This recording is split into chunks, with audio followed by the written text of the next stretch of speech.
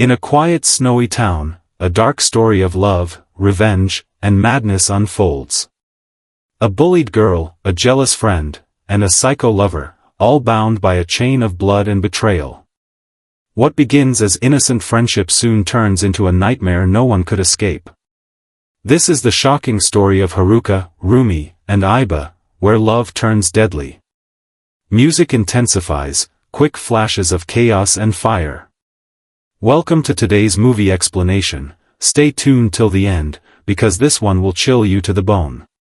Friends, this is the story of Haruka, a girl who lived in a small town with her mom, dad, and little sister. She was often bullied by other kids at school, but one day, they crossed every limit and did something to her that no one could have imagined. Now the question is, will Haruka be able to take revenge, and what exactly did those kids do to her? Let's find out in this story. The story begins with Haruka, who opens her school locker one day and finds that her shoes are missing. Just then, a boy named Aibaba, who was in her class, asks her, "Why haven't you gone home yet?" Haruka replies that she's waiting for someone. After that, Haruka decides to go home wearing her school shoes instead. But suddenly, a few girls appear in front of her. They were the ones holding her missing shoes. To tease Haruka, they throw her shoes into a pit. When Haruka bends down to get them, she slips and falls, and those girls start throwing her own things at her, even tearing up her books. Poor Haruka can't do anything to stop them. Then one of the girls, Tachibana, says, "We're doing all this because you took our friend Taiko's boyfriend, Aibaba, away from her." Taiko is also standing there silently. Just then, another boy named Kuga arrives with his friends and says to Taiko, "Let's go home, Taiko. What are you doing here?" As Taiko leaves, she says to Haruka, "Listen, Aibaba has nothing to do with this." Then everyone walks away, and Haruka picks up her things and somehow goes home. When she reaches home, her little sister Shoko sees her in that miserable condition and starts crying. Haruka hugs her and says, "Don't cry, Shoko." Her parents also hug her tightly, trying to comfort her. The next day, Haruka's father goes to school to file a complaint. He talks to Haruka's class teacher, Ms. Minami, but Minami herself is a timid and fearful woman. She doesn't want to mess with those other students. So she tells Haruka's father, "This school is going to close down at the end of the year anyway, so why not let these last few days pass peacefully?" Haruka then explains that she lives in a very small rural town, and including her, only 10 students are graduating middle school that year. Since Haruka moved here from Tokyo, while all the other kids had grown up together since childhood, she never fit in, and that's why they kept bullying her. Later, when Haruka returns to class, she finds her desk completely ruined. The bullies had written on it, "Go die somewhere." Meanwhile, on his way home, Haruka's father is attacked by Kuga and his friends. Kuga kicks him down the stairs. He had put sharp metal pieces inside his shoes, so Haruka's father gets badly injured. After that, Kuga laughs and runs away with his gang. During class, those same kids place a dead crow inside Haruka's desk and then tell the teacher, Minami, about it, pretending to be innocent. But Minami doesn't care at all. She keeps writing endlessly on the blackboard, ignoring everything. Just then, Aibaba stands up for Haruka and says to Taiko, "You're the one making them do this, right? Why don't you stop them?" Kuga interrupts, saying, "She didn't do it, I did." Both boys are about to fight, but Kuga sits back down on his desk. Then Taiko passes a note to her friends. When they read it, they all burst into laughter. At that moment, Minami suddenly feels unwell and goes outside, saying she needs to attend a meeting. Taiko and her friends start mocking her too, saying, "She has those stupid meetings every day." When Haruka gets home later, she sees her dad lying injured, his back covered with bruises from the fall. Her mom tells her, "Some student pushed him down the stairs." And deep down, Haruka already knows who was behind it. Who could have done something like that? Then her dad says to her, "Daughter, please forgive me. Because of my job, you had to move here with us. But now, from tomorrow, you shouldn't go to school anymore." Haruka's mom also tells her not to go to school until graduation.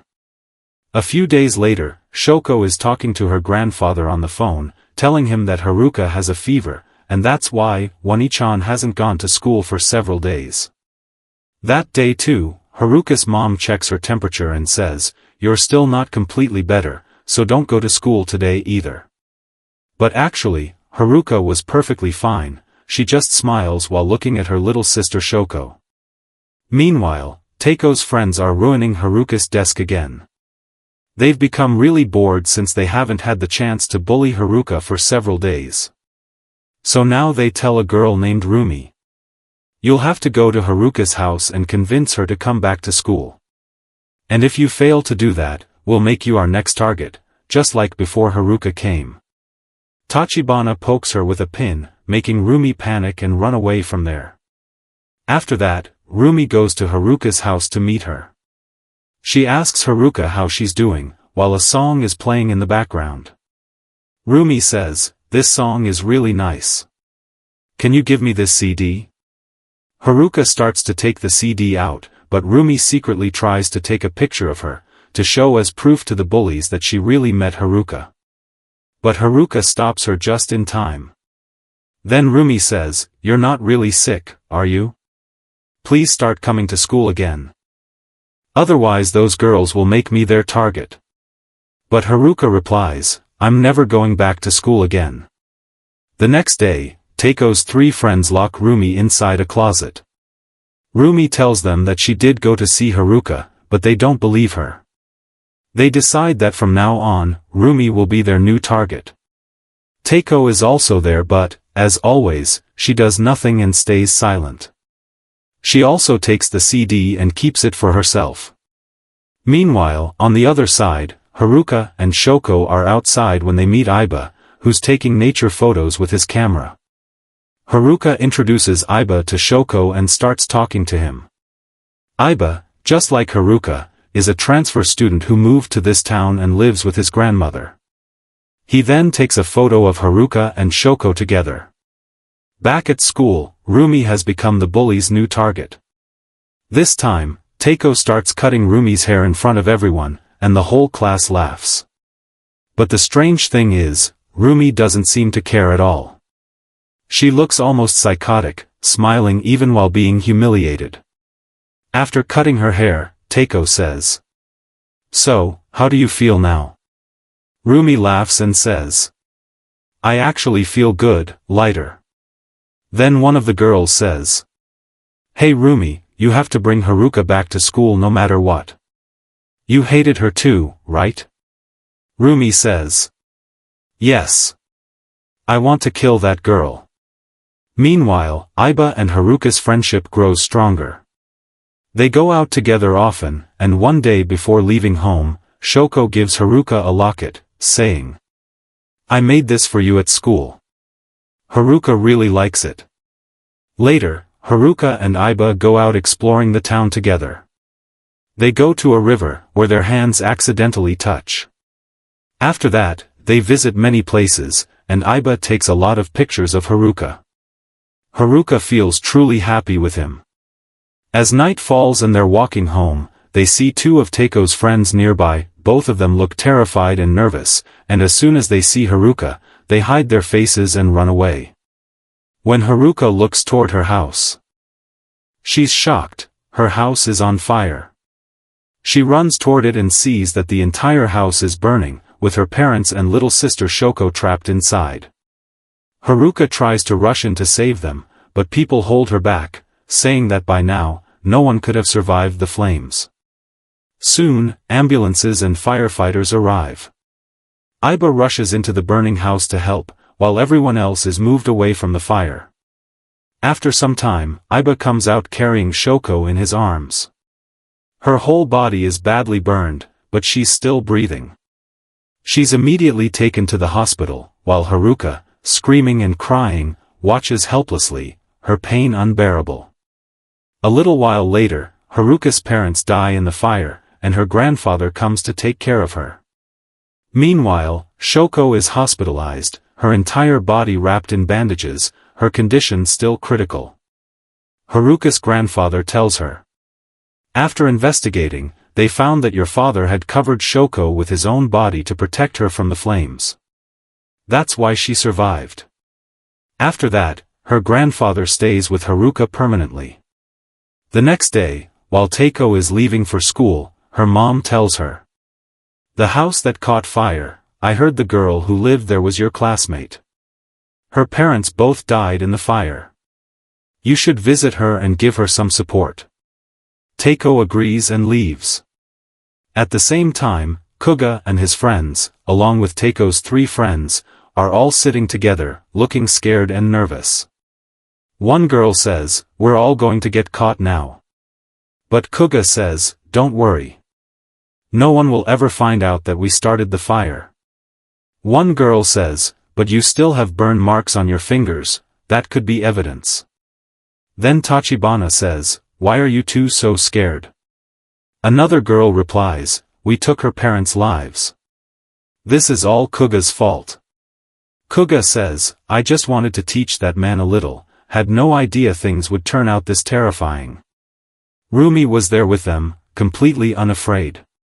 Kuga's friends asked him, "Teiko won't tell anyone about this, right?" Kuga said no, Teiko knows everything, and she's with us. Except for Tachibana, the other 2 girls were terrified and crying. Later in class, when Teiko was sitting quietly, Siko Rumi came to her and said, "Too bad you left early that day. What we did was so much fun. I wish you could have seen it." She started laughing, and that's when Teiko snapped. She stabbed Rumi's hand with a pen and shouted, "Don't you ever dare touch my desk again." Their teacher, Miss Minami, later told Rumi to stay away from those bullies. "I thought you didn't like them," she said. "But now you're always hanging out with them. I want you to stay happy and safe until graduation, stay away from them." When Teiko was going home, Kuga stopped her and said, "Teiko, no one's home today. Will you come over and help dye my hair?" But Teiko ignored him and left. At home, her father told her, "After graduation, I won't let you go to Tokyo." Teiko replied sadly, "But there's a beauty school there, I want to study and work in the beauty industry." Her father cut her off angrily. "I'll decide what your future will be." Her mother tried to calm things down, saying, "Let's not talk about this now. She hasn't even graduated middle school yet." But as her father left, he muttered, "I won't let this girl do whatever she wants." Hearing this broke Teiko's heart. Meanwhile, Kuga's 2 friends were shooting crows with a gun and a crossbow. They did it just for fun, because the town was small. And there wasn't much entertainment. Even their bullying at school was just a cruel game for them. Teiko's 2 friends, however, were living in fear. They knew they could be caught any moment. And Tachibana was suffering under her alcoholic father's abuse. Rumi, on the other hand, was quietly sketching pictures of Teiko. She had drawn many of them. Deep down, she liked Teiko and wanted to be close friends with her. Soon, snow began to fall, covering the whole town. The next day, everyone was shocked. Haruka had returned to school. Iba came to her and said, "You don't have to force yourself to come here." But Haruka, still in shock and pain, could barely speak. She walked toward Teiko's 2 friends. She knew they were involved in what happened. But her voice wouldn't come out.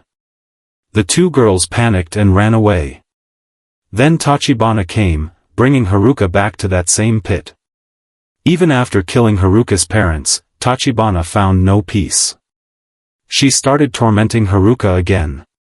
And with a sudden push, she made her fall into the pit. Tachibana climbed down, called the other girls to join her, and pulled out a knife. She said, "I used to think about dying too. But when I saw your mother burning alive, I realized how painful death really is." Hearing that, Haruka finally understood. They were the ones who set her house on fire. Tachibana grabbed Haruka and said, "Now you'll die too."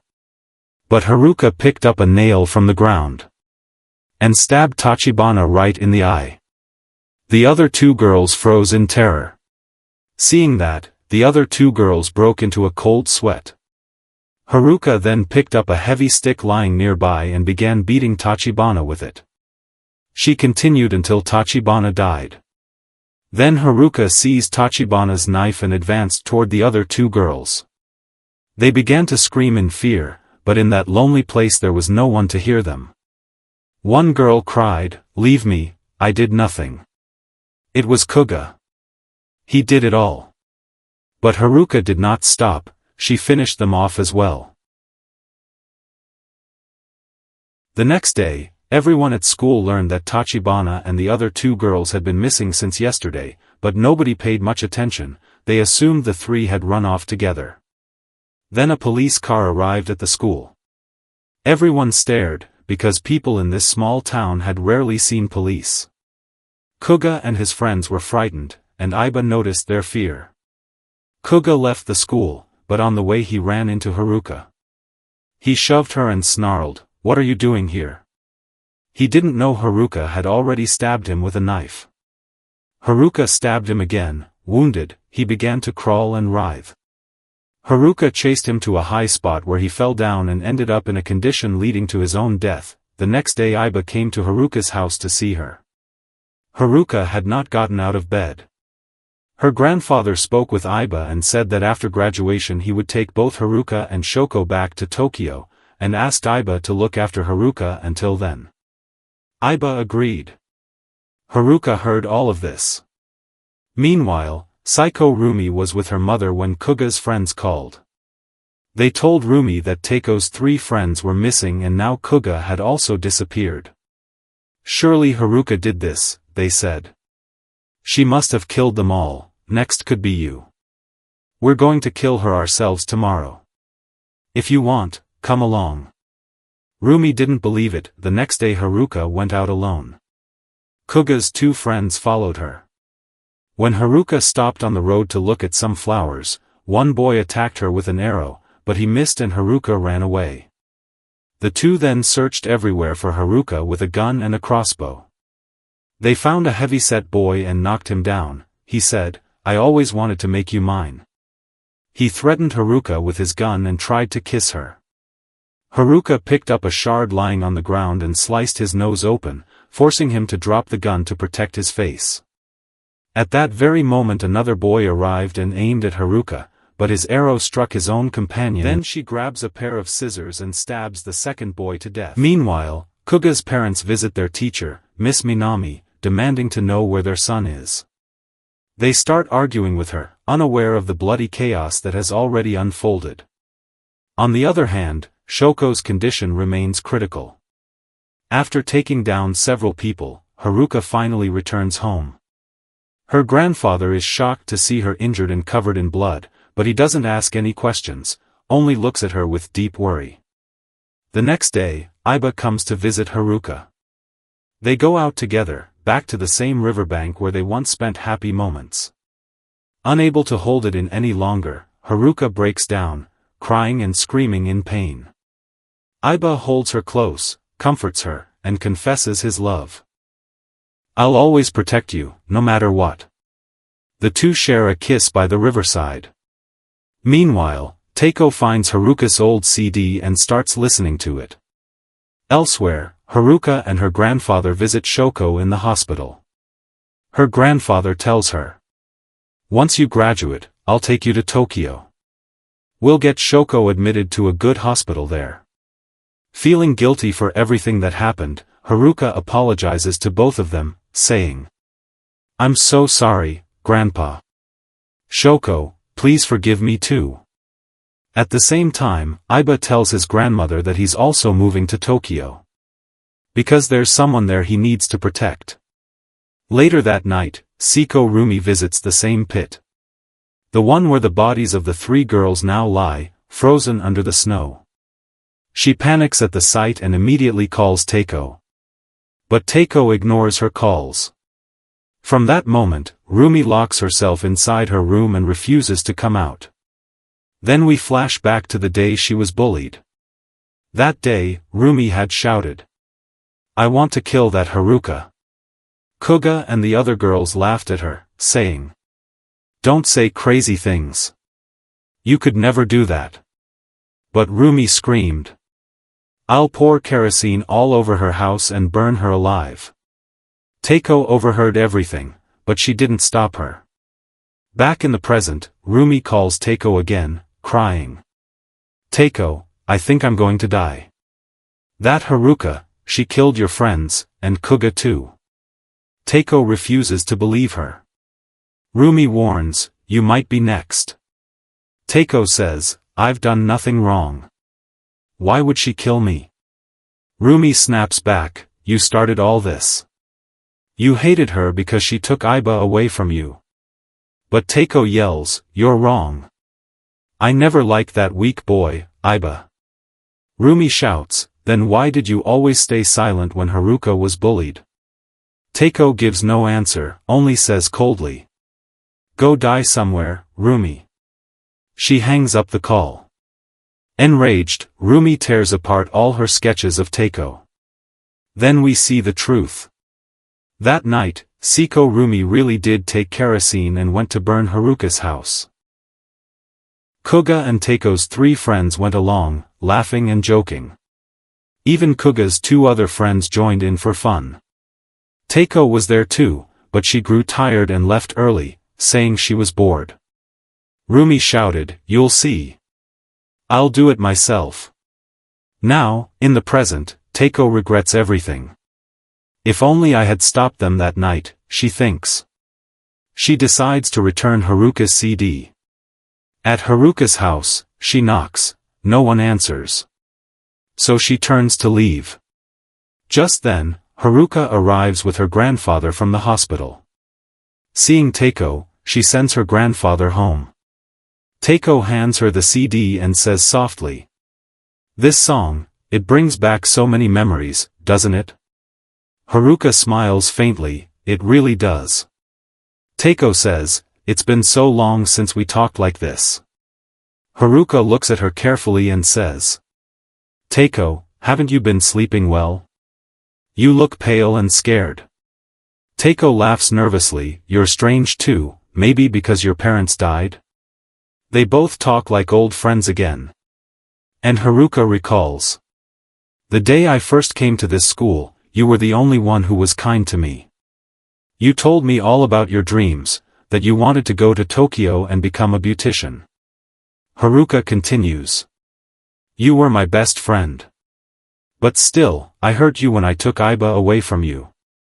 Takeo says, "That's not true. I never liked Iba." She stops for a moment, almost revealing the truth. But doesn't finish her sentence. We see a flashback. Takeo and Haruka laughing together happily. Until Iba walked in and pulled Haruka aside. In her heart, Takeo whispers, "All I ever wanted was for you to stay with me, Haruka. To look only at me, to be my friend forever. But you chose Iba." Back in the present, Takeo turns to leave. Haruka says gently, "Takeo, live your life well." Hearing this, Takeo finally breaks down. She falls to her knees, crying and begging for forgiveness. As she walks home in tears, Seiko Rumi suddenly appears from behind and tries to stab her with a knife. Takeo dodges just in time. Takeo dodges just in time. "What are you doing, Rumi?" she screams.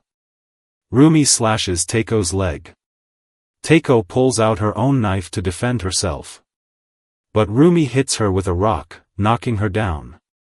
Rumi laughs maniacally as she comes closer to stab her again. Takeo kicks her away. But Rumi keeps stabbing at her hand over and over. Takeo screams in pain, trying to push her back. She shouts, "You all clung to me, followed me everywhere. And then suddenly started bullying others. As if I made you do it. Why did you do this, Rumi? Then she yells. You thought killing Haruka would make me respect you? It never would. Rumi screams.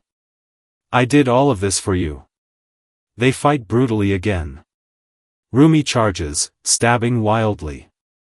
Teiko slashes her face. But Rumi doesn't stop.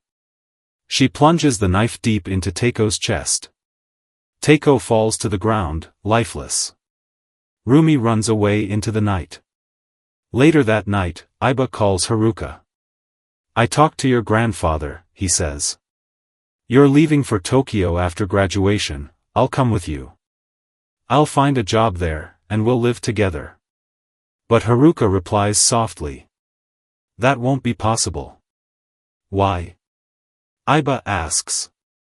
Haruka says quietly. When the snow melts, you'll understand. Iba says, no matter what happens, I'll always protect you.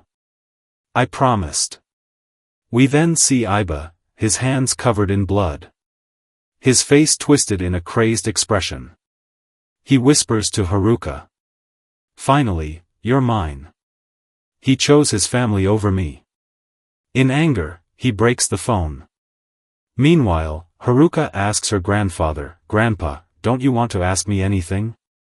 He replies gently, tell me when you're ready. On the other side, the psycho Iba returns to his grandmother, the same one he had tortured. She asks him, did you stab your father the same way? Iba nods and explains, Dad used to beat Mom every day. So I ended his story once and for all. But after that, there was no one left to hurt Mom, so I killed her too. He apologizes to his grandmother for what he's about to do and confess that whenever he likes someone, he loses control. And now Haruka has chosen her family over me, he says coldly. He then tells his grandmother that tomorrow, he will meet Haruka's grandfather, meaning, he plans to kill him next.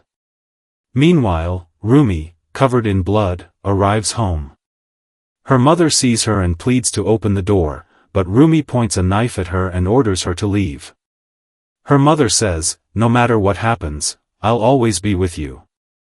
Rumi, desperate to survive, now decides to kill Haruka once and for all. The next day, the parents of all the missing children confront Vice Principal Minami, accusing her of being responsible. One of the fathers recognizes her, you graduated from Atsuma Middle School, didn't you? You were bullied there too.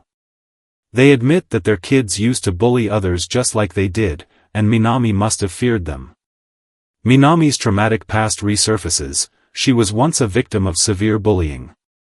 The parents' faces now appear monstrous to her. Terrified, she runs out of the building, only to be accidentally crushed by a snow-clearing machine. Meanwhile, Haruka visits her sister Shoko at the hospital. But Rumi is already there. She tries to pour kerosene on Shoko to burn her alive. Haruka arrives just in time and fights Rumi, strangling her. Shoko's condition worsens, and Rumi manages to escape. Soon after, Iba visits Haruka in the hospital. Suddenly, a nurse rushes in saying, your grandfather's been attacked. Haruka sees him brutally beaten and taken to surgery. She immediately suspects Iba. When she checks his hands, she sees blood stains, confirming her fear. Iba lies, this injury happened while I was convincing my grandma to send me to Tokyo. I did everything for us, for you and me, so we could be together. Haruka steps back in fear. Just then, Rumi appears again. You're still alive, Haruka. Because of you, I've suffered so much. She confesses everything, how she poured kerosene on Haruka's house, how her mother walked in, how Kuga threatened them with fire, and how the whole house accidentally caught fire. She says coldly, we even attacked your father with arrows and burned both him and your sister alive. We then see Haruka's father shielding little Shoko from the flames before Rumi set the house ablaze and everyone fled. Hearing this, Haruka bursts into rage and lunges at Rumi. Rumi stabs her in the stomach. Iba, witnessing this, attacks Rumi and beats her to death. But then Haruka notices a photo that fell from Iba's bag, it's a picture of her burning house with her father and sister inside. Aiba smirks and says, "When I saw that moment, it looked so iconic. I couldn't resist capturing it." Realizing he's completely insane, Haruka attacks him with a knife, but he dodges and punches her repeatedly. He then grabs his camera to photograph her agony. But Haruka, barely alive, grabs a fallen crossbow and shoots him in the eye, killing Aiba instantly. However, Haruka is too weak to survive. She looks at the locket her sister once gave her, and collapses on the snowy path, dead. Sometime later, the middle school's graduation day arrives. No one from that cursed town shows up, except one girl, Takeo, the sole survivor. She walks into the empty classroom, remembering the happy days she once shared with Haruka. And with that memory, the story comes to an end. Friends, how did you like this movie? If you enjoyed it, don't forget to like the video, subscribe to the channel, and comment what topic you'd like to see next. See you in the next video.